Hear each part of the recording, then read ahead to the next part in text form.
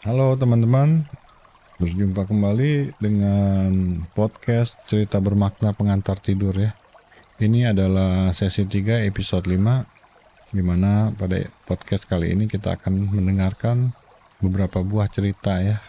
Dan cerita ini tentu saja mempunyai makna yang dalam untuk menjadi pegangan moral dan pengetahuan dalam kehidupan kita. Kita mulai, kita dengarkan. Cerita pertama berjudul Natal Ekumenis.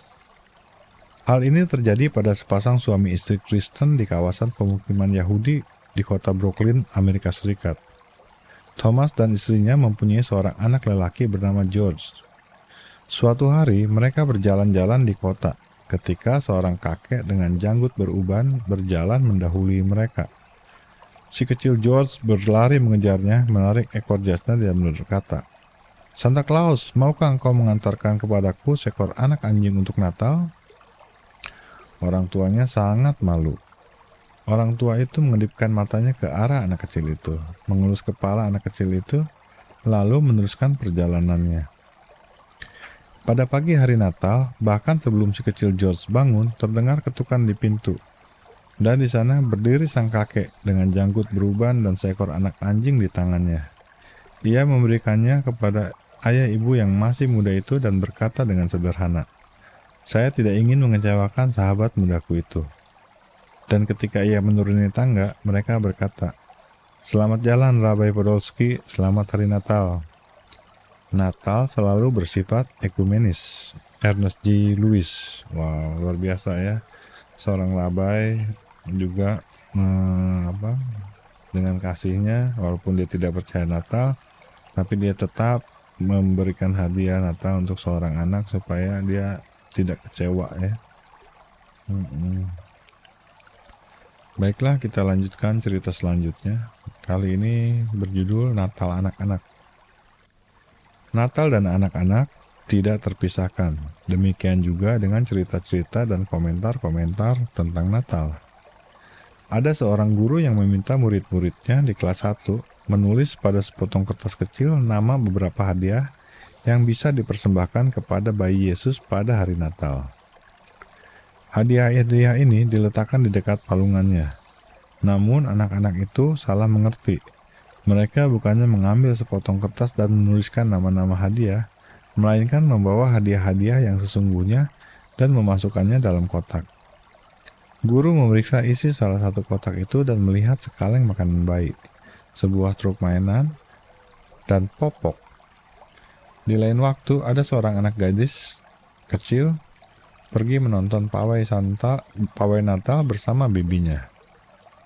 Kebetulan salah satu kelompok peserta menampilkan kembali pemandangan Bethlehem. Ketiga orang bijak, Maria dan Yosef yang membawa anak Yesus.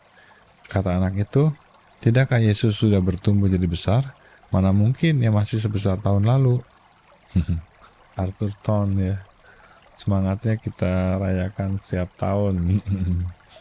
Tidak kena waktu kronologis. Baiklah teman-teman, cerita selanjutnya ini berjudul Lagi Natal dan Anak-anak. Pada program televisinya yang termasuk untuk anak-anak yang berjudul Kids Say the Dumbest Thing, anak-anak berbicara polos, Art Singletter menanyakan seorang gadis kecil berusia 6 tahun cerita apa dari kitab suci yang menjadi kesukaannya. Dan gadis cilik itu menjawab cerita Natal. Yesus dilahirkan dalam sebuah palungan. Linklater kemudian bertanya lagi, "Apa pesan cerita itu kepada kita?" Tanpa ragu, si anak itu menjawab, "Kita tidak harus dilahirkan di rumah sakit." Beberapa hari kemudian, seorang guru sekolah minggu membuat pertunjukan Natal. Guru itu dengan hati-hati mengatur 4 malaikat kecil dalam barisan. Mereka masing-masing membawa satu huruf yang amat besar yang akan membentuk tulisan star, bintang. Akan tetapi, ketika sampai di atas panggung, anak-anak itu lupa tempatnya masing-masing, sehingga terbentuklah kata baru yang membuat para penonton hampir jatuh dari kursinya karena tertawa. Posisi berdiri keempat malaikat kecil itu telah mengubah kata star, bintang, menjadi kata rats yang artinya tikus-tikus. Arterton, anak-anak ya. Dia nggak ngerti. Tapi kita harus bisa memakluminya. Ya, seperti itulah pengampunan. Baiklah, kita lanjutkan cerita selanjutnya. Natal di mata anak-anak. Hari itu adalah hari kedua setelah liburan Natal. Suster Rita memberitahukan kepada ke-21 muridnya di kelas 2, besok kita akan mengunjungi kandang Natal di gereja. Bagaimana kalau setiap orang membawa hadiah kecil untuk bayi Yesus? Tidak usah yang mahal, juga tidak usah yang besar. Bawalah saja dalam sebuah tas plastik sehingga orang lain tidak akan dapat melihatnya sebelum Yesus melihatnya terlebih dahulu. Besok pun tiba. Hati ke-21 anak kecil itu berdenyut lebih cepat daripada biasanya ketika mereka mengantarkan hadiah-hadiahnya ke palungan Yesus. Ada permen, fluid, mobil-mobilan, buah-buahan, komputer kecil, dan satu kaleng sayuran. Tetapi yang paling menonjol adalah hadiah berupa patung kecil Kristus Raja. Suster kemudian mengetahui bahwa patung itu adalah hadiah dari Billy. Maka ia bertanya kepadanya, "Mengapa engkau membawa hadiah itu, Billy?"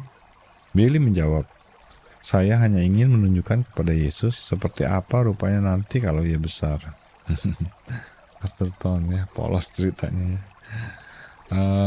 Baiklah, satu cerita lagi. Hadiah-hadiah Natal. Seorang ibu dan putrinya yang masih kecil sedang mencari-cari permainan dalam daftar Natal. "Saya suka sepeda merah besar itu," kata putrinya.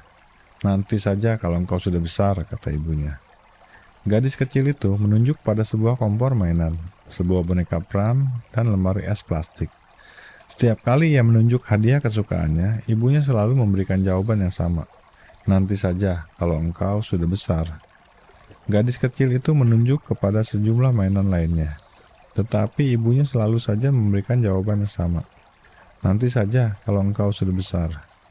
Akhirnya mereka menutup daftar itu dan ibunya menanyakan kepada putrinya, "Baik, apakah engkau sudah memilih apa yang engkau inginkan untuk Natal?" "Ya, Mam," jawabnya. "Saya ingin menjadi besar." Baiklah teman-teman, itu tadi beberapa cerita pada episode kali ini ya. Kita akan lanjutkan lagi dengan judul yang sama, yaitu podcast Cerita Bermakna Pengantar Tidur episode selanjutnya. Nantikan dan selamat jumpa.